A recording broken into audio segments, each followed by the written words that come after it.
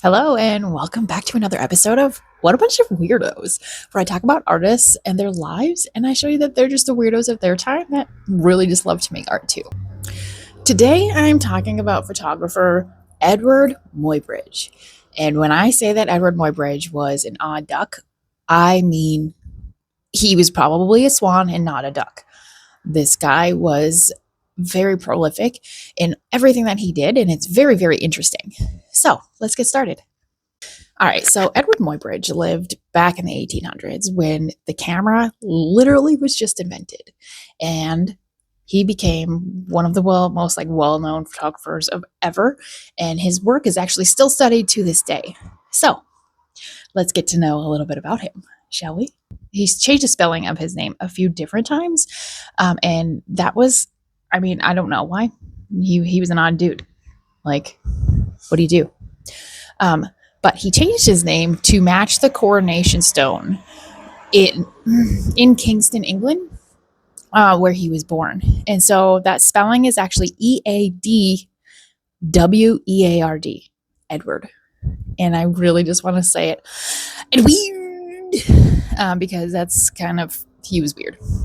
Edweird. So he was originally a bookseller, and he did that for quite some time. And then he was actually in a stagecoach accident, and it was a really, really, really bad one. He didn't wake up for 9 whole days. And there are quotes out there of what he journaled is that he remembers the stagecoach going, and then all of a sudden he woke up 9 days later. Sometime after that stagecoach accident, that's when he decided to start doing photography. And he eventually created his own studio called Helios Flying Studio, which is named after one of the gods that I can't remember all of the mythology for right now. But that's not why we're here. So he would do printing on what we would call mammoth plates. And mammoth plates they're really, really, really large. They're really huge.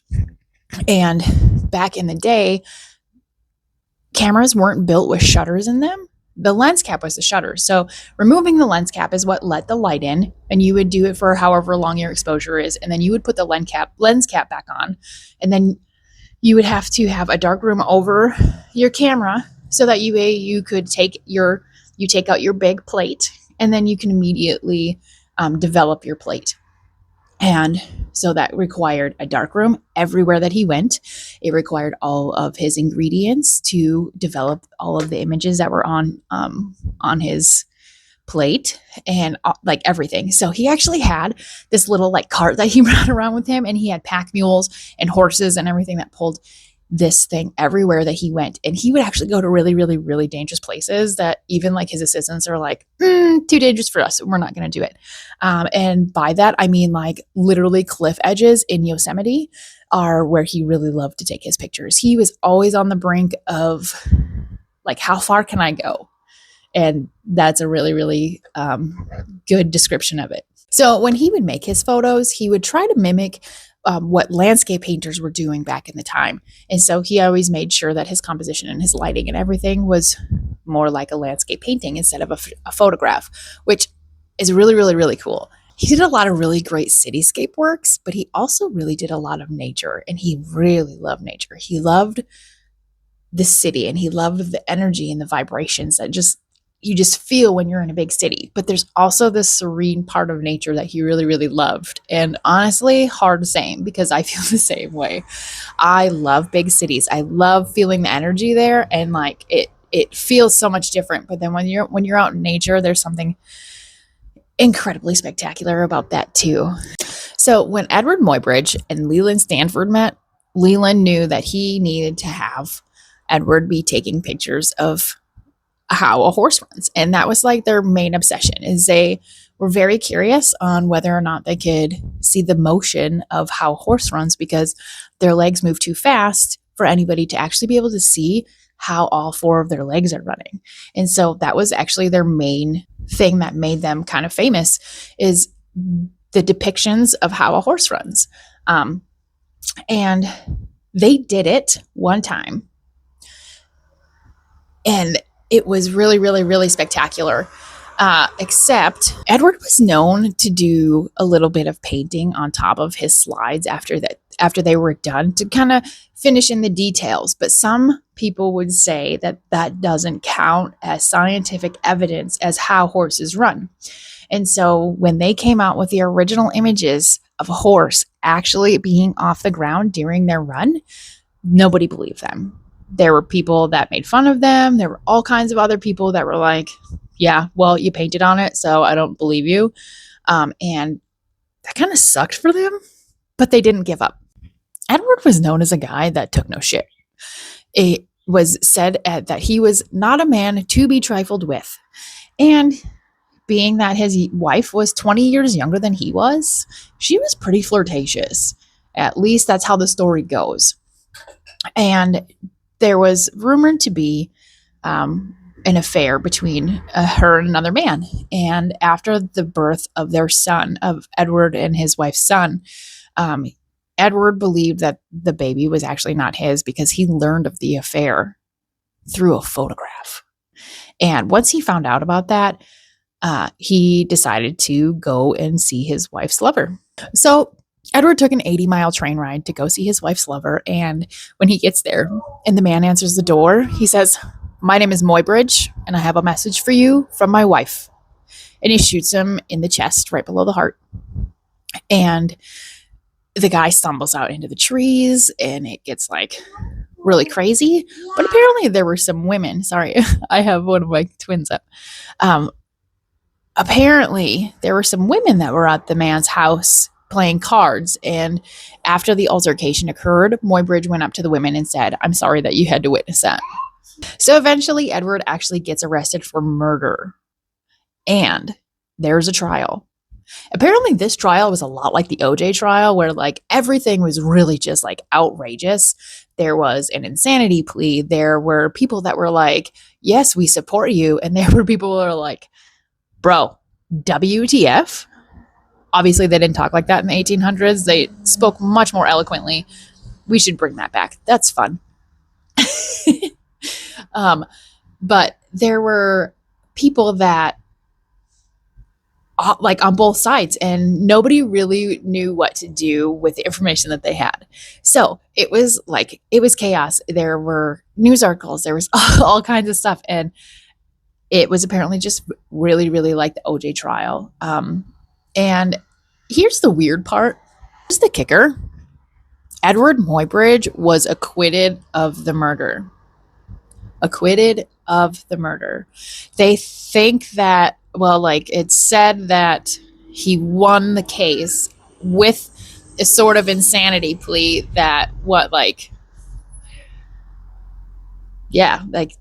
his wife. It was his wife's fault and he got acquitted for murder. So after the whole altercation happens, Edward's wife actually passes away about 9 months after he killed her lover. Actually 9 months to the day, I believe is what the documentary said. Don't quote me on that. You can quote them on that. I'll leave the link for the documentary. But after all of that happened and his wife passed away, he actually put his son, or what he believed was not his son, into an orphanage, and he left for Central America. Yep. I mean, what else do you do after you kill your wife's lover and then she dies and then you're like, well, I don't think this is my kid, so adios, muchachos. Eventually, Leland Stanford comes back into the picture here, and he wants Edward to try the horse photos again. And so Leland starts building this horse compound for race horses and all this stuff, because that's what he does. He really loves race horses. In order to get the horse photo, they actually had to build a shed that had 24 different cameras in it. So they had to build 24 different cameras. They had to build this entire shed. They also built a grid with lines that went down. And then there was also a grid across the bottom with ropes so that they could see what the horse's gait looked like. And so in order to have each shutter go when they needed it to, they actually put strings from each shutter all the way across. And as the horse ran through, it would break the line and the line would release the shutter. And so the shutter for a camera back in that day was really just like a piece of wood or something of that sort that had one, like it would be 1/8 of a second that it would be open. So it would just be this little piece of wood that would be full and then just this little slit and then full again. So that it would be totally covering the lens every time that it went through. And so that would be the one image that they capture. Technically, this was the first remote shutter, which, I mean, like, that's really cool. And so he built, like, they have this whole thing and they do it. They have the horse run through. And so as soon as the horse starts running through, Eadweard starts developing all of his images. And eventually, apparently from the shed, you could hear him yell, "I've done it! I've got the horse off the ground!" And there was a photo that you could see where all of the horses' like hooves were together and they were technically levitating like above the ground. And Eadweard was so excited to be able to get that image. Like, that's super, super, super cool.